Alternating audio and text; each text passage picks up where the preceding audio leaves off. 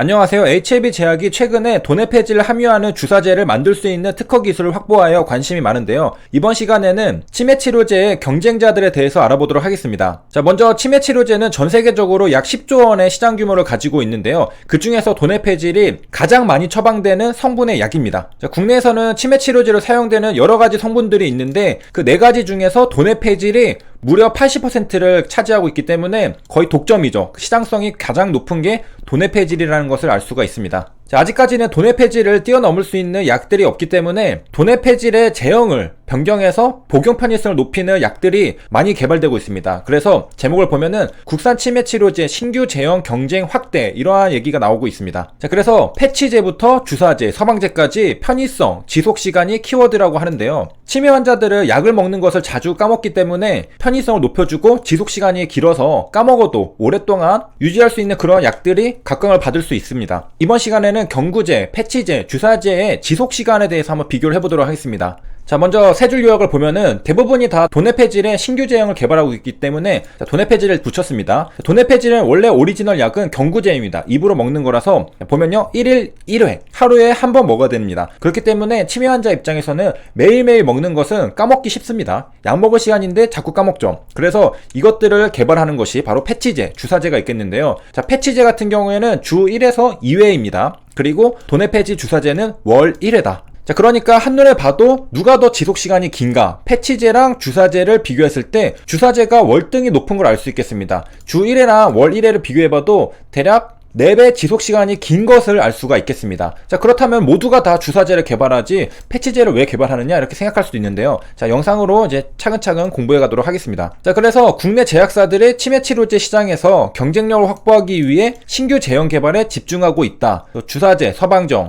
자, 그래서 복용 편의성을 왜 높여야 되느냐? 치매는 대부분 고령 환자이기 때문에 경구제 복용, 약을 삼켜야 되는데 삼키는 것도 어려운 분들이 많죠. 또 뭐 김치에 싸가지고 약을 삼키시는 분들도 있고, 그래서 복용 편의성을 개선해서 복용 수능도를 더 높이고자 하는 것이다. 그 다음에 약을 삼키는 게 어려운 것 뿐만 아니라 치매잖아요. 까먹습니다. 복용 시간이 있는 경우도 있어서 복용 횟수 자체를 줄이면은 까먹어도 괜찮잖아요, 며칠은. 그래서 약효 지속 시간을 연장하는 방향으로 개발이 진행되는 추세다. 도네 폐질 패치제 같은 경우에는 수요가 높아가지고 글로벌 제약사들이 뛰어들었는데 이것도 가시적인 개발 성과를 내지 못하고 있는 실정이다, 이렇게 말을 하고 있어요. 국내에서도 발빠르게 개발을 하고 있는데, 우리가 간단하게 생각했을 때 패치제, 주사제, 지금 주사제가 월 1회니까 더 좋다라고 볼 수 있는데 뭐가 더 개발이 빨리 됐을까요? 상식적으로 좋은 게 더 빨리 개발이 되고 있었다면은 모두가 다 주사제로 갔겠죠. 패치제가 개발이 더 빠릅니다. 자, 여기 보면요, 현재 가장 앞서 있는 곳은 아이큐어로 주 2회 투여하는 도네 폐질 패치제를 개발하고 있는데 2019년 당시에 글로벌 임상 3상을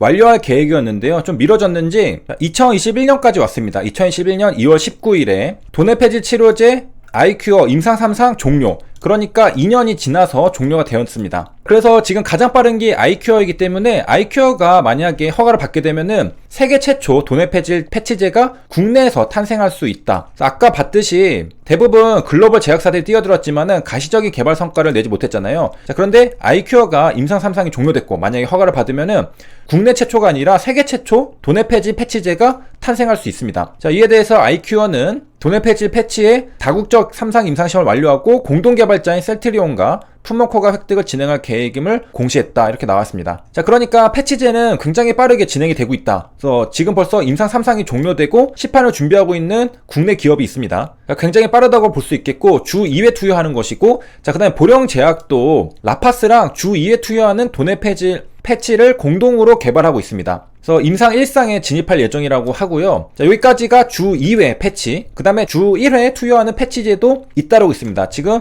효능으로 보면은 2배 높다라고 볼 수 있겠죠. 일주일에 2번이 아니라 1번이니까요. 그래서 동아ST가 주 1회 투여하는 도네 폐질 패치제 임상 1상 승인을 받았고 임상시험 결과만으로 허가를 받을 수 있도록 임상시험을 설계해 임상시험에만 성공하면은 실제 허가까지 시간이 오래 걸리지 않을 것을 기대하고 있다. 아무래도 동아ST가 앞에서 아이큐어나 이런 기업들보다는 조금 늦었으니까 임상 1상만으로 허가를 받을 수 있게 준비를 하는 걸 볼 수 있겠고, 대웅제약도 뛰어들었습니다. 역시 주 1회 제형으로 도네 폐질 패치를 개발 중에 있고 글로벌 시장 진출을 목표로 비임상을 진행 중이다. 아직 전임상이라는 것이고 2019년 안에 임상시험에 진입할 것으로 알려졌다. 자, 그래서 여기까지 도네 폐질 패치에 대해서 봤는데요. 가장 빠른 것은 아이큐어다. 그리고 보령제약도 패치를 개발하고 있는데, 자, 이 두 기업은 주 2회다. 그 다음에 주 1회는 동아ST, 대웅제약이 있다. 이렇게 둘둘 이렇게 나눠볼 수가 있겠고요. 자, 우리가 저번에 주사제 개발도 살펴봤었습니다. 주사제 같은 경우에는 가장 빠른 게 임상 1상이었죠. 근데 5년이 지나도 끝나지가 않은 상태였습니다. 그렇기 때문에 가장 빠른 게 임상 1상, 그리고 다른 기업들은 뭐 전임상, 임상 1상 승인, 여기 단계거든요. 그렇기 때문에 주사제와 비교해보면은 도내폐질 패치는 임상 3상까지 간 기업이 있다. 그래서 굉장히 빠르다라는 것을 볼 수 있겠고, 여기에 대웅제약이 도내폐질 패치도 개발하지만은 주사제도 개발하고 있습니다. 자, 그래서 저번에 살펴봤던 기업들 이름을 한번 상기를 해보면요, 대웅제약, 동국제약, G2G바이오, 요 세 기업에 대해서 우리가 살펴봤었죠. 자, 그래서 자, 임상시험이 느린 만큼 장점이 있어야 되잖아요. 주사제는 월 1회 투여입니다. 그러니까 지금 주 1회보다 4배죠. 그리고 주 2회보다 8배라고 볼 수 있겠습니다. 이게 날짜로 뭐 2배냐 4배냐 이렇게 말하는 게 맞는지 모르겠지만은 월 1회는 주 1회보다 굉장히 지속시간이 긴 것은 맞습니다. 자, 그렇게 해서 개발이 되고 있고, 자, 굉장히 많은 기업들이 임상시험을 하고 치매치료제를 개발하려고 하는데, 자, 새로운 신약을 개발하는 게 아닙니다. 기존에 가지고 있던 도내폐질, 기존에 출시가 되었던 도내폐질을 제형을 바꾼, 그래서 복용 편의성을 높인 치매치료제를 개발하고 있는 건데요. 개량신약이라고 보면 됩니다. 그래서 편의성, 지속시간을 높이는 것이 중요하다. 자, 여기까지 요약을 해보면요, 자, 간단하게 경구제, 오리지널 도내폐질은 1일 1회였는데 패치제는 주 1회에서 2회, 주사제는 월 1회이기 때문에 주사제가 가장 지속시간이 길고 복용 편의성이 높겠죠. 그리고 이 주사제를 개발하려고 하는 것이 바로 HLB 제약입니다. HLB 제약에서는 패치제가 아니라 주사제로 가고 있고요. 성공한다면은 패치제보다 주사제로 가겠죠. 왜냐면은 주 1, 2회는 굉장히 불편하거든요. 월 1회는 한 달에 딱 한 번만 가면 됩니다. 1년이면 12번만 주사를 맞으러 가면 되기 때문에 굉장히 간편하다라고 볼 수 있겠고, 이렇게 좋은 만큼 개발은 패치제보단 느리다. 패치제는 임상 3상까지 간 게 있었는데 주사제는 지금 임상 1상 단계들이 많죠. 자, 이런 것들이 있고, 자, 그러면 도내폐질만 있느냐? 우리가 아까 봤듯이 도내폐질 말고 또 4가지 성분의 약들이 있다고 했잖아요. 그래서 도내폐질을 말고서 리바스티그민이라는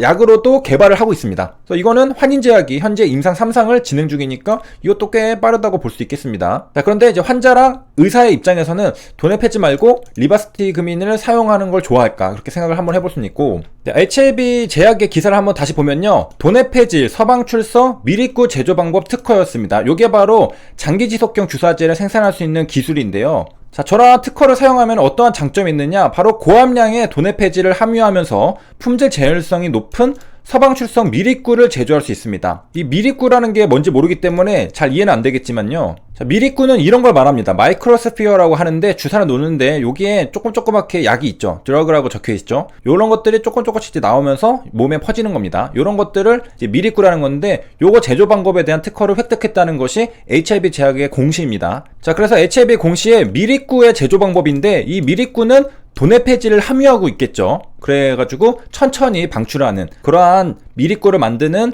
특허권을 취득했습니다. 자, 그러니까 주사를 맞는다고 그게 혈액이 한 번에 다 퍼져버리는 게 아니죠. 천천히 나오면서 우리 몸에서 작용을 하게 되는 겁니다. 그래서 일정하게 유지를 해줘야 되겠습니다. 자, 그래서 이번 시간 내용을 요약하면요, 도내폐질 경구제는 1회, 패치제는 주 1에서 2회, 주사제는 월 1회니까 앞에 것들에 비해서 굉장히 지속시간이 길다. 그래서 도내폐질을 신규 제형으로 만드는 이유는 이런 지속시간을 높이기 위한 게 중요하잖아요. 그렇기 때문에 굉장한 장점을 가지고 있다. HLB 제약이 만드는 주사제는 다른 경구제, 패치제보다 지속시간이 길다라는 것을 우리가 알 수 있겠습니다. 여기까지 시청해주셔서 감사합니다.